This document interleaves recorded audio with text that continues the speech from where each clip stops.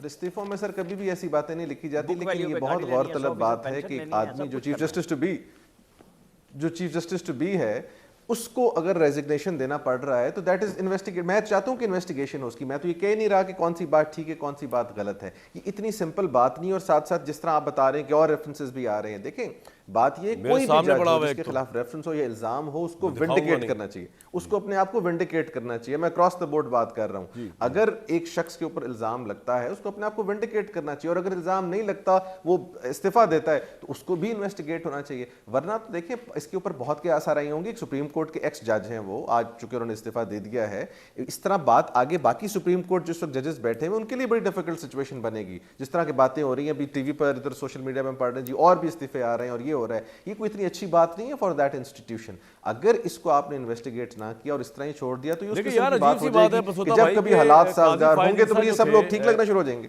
जब वो जज थे उनके ऊपर कितना दबाव था, उस जमाने की एस्टेब्लिशमेंट ने केस बनवाया, उन पर दबाव डाला, FIA, FBR, हुकूमत, इमरान खान, वो ऐसे तुले हुए थे। एक मीडिया खड़ा हुआ था सिर्फ ईसा साहब के साथ, बाकी सब उनके ऊपर पड़े हुए थे हाथ धोके, लेकिन उन्होंने रिजाइन नहीं किया। उन्होंने अगर आप ये मुझे कह रहे हैं कि आज जस्टिस एजाज उल एहसन साहब या जस्टिस मज़ाहिर अली नकवी उस दबाव का 5% भी फेस कर रहे हैं जो काजी फायद ईसा कर रहे थे, तो ये गलत बयानी होगी। उस बंदे ने जितना उसकी बीवी को जिस तरह जलील किया गया, उनको जिस तरह जलील किया गया, जिस तरह उनके हार्ड हिटिंग मुकालमे हुए जस्टिस बंदयाल के साथ, वो हम सबको पता है। उन्होंने रिजाइन नहीं किया, उन्होंने फेस किया। इनको फेस करना चाहिए था। ये हाईएस्ट मॉरल ग्राउंड पे होते हैं जजेस, इनको तो इनसे तो हम एक्सपेक्ट करते हैं टू बी एग्जाम्पलरी, जिस तरह मदर साहब भी कह रहे थे अभी। जी सदा साहब आपसे कह रहा हूं, that is one way of looking at it. बिल्कुल मैं तो शायद स्कूल ऑफ थॉट को सब्सक्राइब करता हूं कि बिल्कुल फेस करना चाहिए, कोई भी अगर एलिगेशन हो उसको बिल्कुल you should come out clean. लेकिन एक दूसरा जाविया ये कि अगर किसी ने फेस नहीं किया, इन पर तो एलिगेशन अभी था ही कोई नहीं ना जी, ये तो एक आउट ऑफ द ब्लू एक इस्तीफा आया है। मैं इस वक्त नकवी साहब की बात नहीं कर रहा, मैं इस वक्त एजाज साहब की बात कर रहा हूं। तो इस सिचुएशन में भी चीफ जस्टिस साहब को चाहिए कि एक प्रेसिडेंट जरूर सेट करें, क्योंकि वो तो हर चीज को फेस करते हैं, और हो सकता है उनके केस में ही उनको उसका जवाब भी मिल जाए कि क्यों इस्तीफे आ रहे हैं और क्यों इस्तीफे आगे आते रहेंगे। पॉइंट आ गया भट्टी साहब, जिस तरह की डिवीजन देखने में आ रही थी, अभी भी है शायद बंदयाल साहब की मौजूदगी में ही, ये हम चीफ जस्टिस साहब इसकी इन्वेस्टिगेशन करेंगे, इस्तीफे की करनी चाहिए नंबर 1, और नंबर 2 पॉलिटिकल इंप्लीकेशन क्या है इसकी, क्योंकि आपको याद होगा लंदन में नवाज शरीफ साहब ने कहा था कि लेवल प्ले फील्ड तो तब तक नहीं होगी जब तक कि वो बाजवा साहब का नाम लिया, फैज साहब का नाम लिया, और जस्टिस एजाज उल एहसन साहब का नाम लेकर कहा कि जब तक इन लोगों का एहतसाब नहीं होगा। तो आज नून लीग के लिए पॉलिटिकली बहुत बड़ा माइलेज है आज एजाज साहब को रिजाइन करके। देखिए पहली बात तो यह कि बिल्कुल इन्वेस्टिगेशन होनी चाहिए, और बिल्कुल मैं अगर कोई रेफरेंस आ रहा था या अगर सुप्रीम कोर्ट में उनके इख्तलाफात ज़्यादा हो गए थे या जो भी हुआ था, उनको सुप्रीम कोर्ट में इन्वेस्टिगेशन होनी चाहिए। और नकवी साहब हों या एजाज उल एहसन साहब हों, अगर कोई भी इल्ज़ाम है तो उसको इस्तीफ़े से रुकना नहीं चाहिए, पहली बात। दूसरी बात यह है कि अगर तो मियां मोहम्मद नवाज शरीफ साहब मेरे महबूब कायद क्या रूहानी क़ुव्वतों को सामने लाना चाहते हैं, तो बिल्कुल वो पहुँचे हुए बुज़ुर्ग हो गए हैं कि जिन जिन का नाम लिया था सारे फारिग होते जा रहे हैं। और अगर आप ये कहना चाहते हैं कि ये उनकी कोई वो है, इसमें उनके कोई अमली तौर पे कोई किरदार है, तो वो लग नहीं रहा। और अगर कोई है नहीं, तो मैं कह रहा हूँ इससे फायदा लेकिन तो होगा ना उनके बयानिए को, और उनको एक तकवीद मिलेगी, क्योंकि वो कह रहे थे ना कि अभी भी सहूलतकारी हो रही है, तो वो अदालत की तरफ ज़्यादा इशारा कर रहे थे ना, जस्टिस एजाज की तरफ इशारा किया करते थे वो। ऑब्वियसली देखिए इसके दो देखें, अभी सबसे पहले तो जस्टिस नकवी और जस्टिस मैं फिर कह रहा हूँ कि एजाज उल एहसन की तहकीकात होनी चाहिए और पर पता चलेगा कि क्या सिचुएशन है। नंबर टू अब इसके दो पहलू हैं। पहला है पैनामा लीक्स, ना कोई जज लाया था ना कोई जर्नैल लाया था पैनामा लीक्स, लेकिन और ना कोई किसी ने रोका था कि आप सबूत दें या ना दें, ना किसी ने रोका था कि आप पेश हों ना हों। लेकिन आज अनफॉर्चुनेटली सूरत हाल ये कि पैनामा GIT वाले हों, पैनामा जजेस हों, मॉनिटरिंग जजेस हों, सारे वो सब मुजरम हैं, और पैनामा लीक्स वाले जो मुलजम और मुजरम थे वो सब मासूम हैं। एक तो ये पहलू है। दूसरा पहलू ये है कि सब कुछ अदालतों में है पिछले 1.5-2 साल से। फॉर एग्जांपल असम्बलियाँ सही टूटी या गलत अदालतों में, वज़ीर आज़म का फ़ैसला वो भी अदलिया ने किया, वज़ीर आला का फ़ैसला अदलिया ने किया, गवर्नर का मामला अदलिया में आया, जनाब वज़ीर आला एतमाद का वोट अदलिया, 2 सूबों का इलेक्शन अदलिया, मरकज़ में इंतखाबात अदलिया, नैब तरामीम, पॉइंट क्या प्रैक्टिस आपका? And procedure act. तो लिहाजा ये है कि जब फैसले आएंगे फैसले हक में भी आएंगे, फैसले पॉलिटिकल खिलाफ भी आएंगे, केसेस और होंगे तो उनके पॉलिटिकल बिल्कुल ज़ाहिर ठीक है, पॉइंट आ गया सर आपका, बिल्कुल ठीक है। उसका एक धड़ा सही होगा या गलत होगा। और दूसरी बात यह कि अगर ये आप फर्ज कर लेते हैं, मान लेते हैं कि ये थे इमरानदार जजेस, तो फिर कुछ शरीफ जजेस भी होंगे। इसका मतलब है कुछ शरीफ जजेस भी खैर से होंगे। उन शरीफ जजेस का भी करना चाहिए कि ये एक इमरानदार जज थे, दूसरे शरीफ जज थे।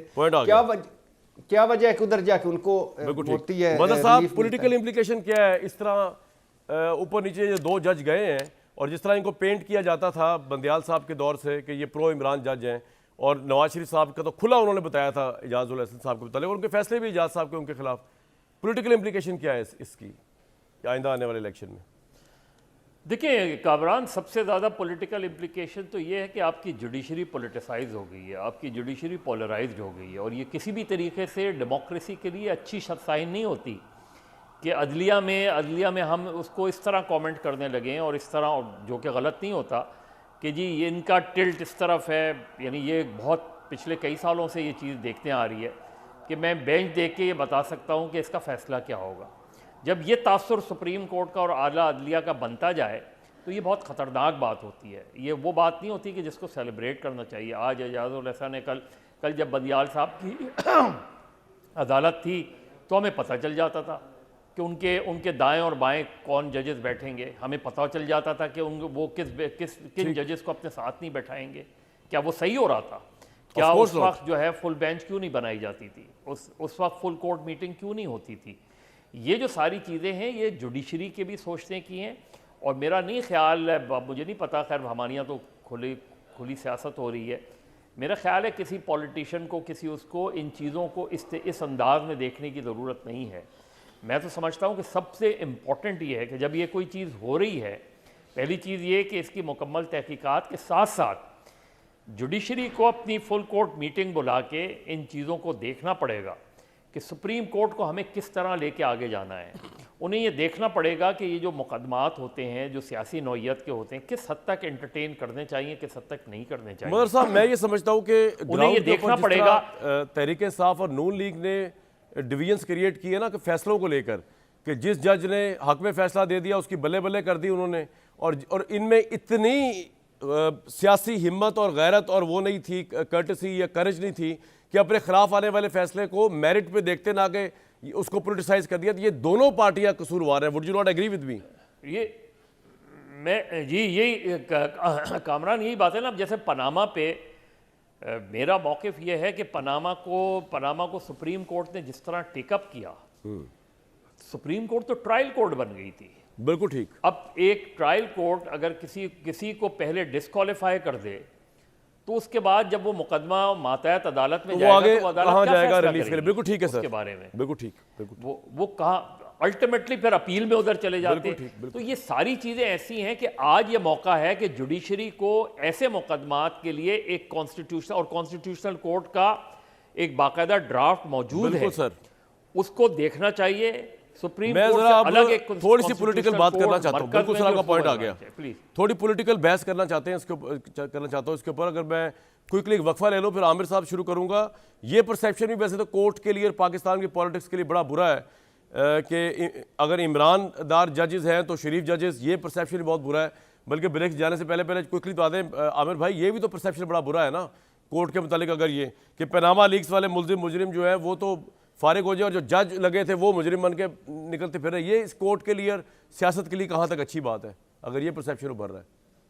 उन सबको टांगना चाहिए, क्योंकि आप मेरा टाइम बस जल्दी से गुजारना चाह रहे हैं। मैं फिर भी कह नहीं, आप बोले टांग देना चाहिए। जिसमें नवाज शरीफ का नाम नहीं था, जिसमें नवाज शरीफ का नाम नहीं था पनामा में, और बेड़ा गर्क इस मुल्क का करवाया गया।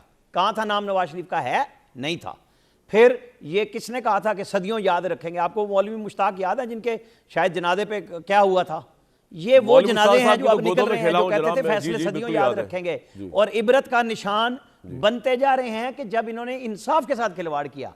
ये तथहीर होनी चाहिए ये जो अदलिया का नाम आज आ रहा है कि जी अदलिया इस केस में है, क्या यूसुफ रजा गिलानी नवाज शरीफ के वक्त अदलिया ये काम नहीं कर रही थी कोई? ये हमारे हाफजे फौरन क्यों नए और ताज़ा बन जाते हैं? हम उस वक्त जो प्रोग्राम कर रहे थे, जो हम बातें करते थे, अदलिया ये अदलिया वो, ये कर दिया, ये चोर है, करप्ट है, जब अदलिया ने उनको बरी कर दिया है तो क्यों नहीं आपके मुंह से जुबान निकलती? आपसे मुराद कामरान शाहिद, आपका नाम नहीं ले रहा मैं सर, मुझे तो आप जो चाहे कहें, सर आंखों पे है, मुझे भी कहते हैं बेशक, कोई मसला नहीं। आज जब उनको बरी कर दिया है, नवाज शरीफ को तो इतना क्रेडिट देते हुए जुबान क्यों लड़खड़ाती है? फिर पुराने किस्से, फिर कहानी घड़ियां करते हैं, क्यों भाई?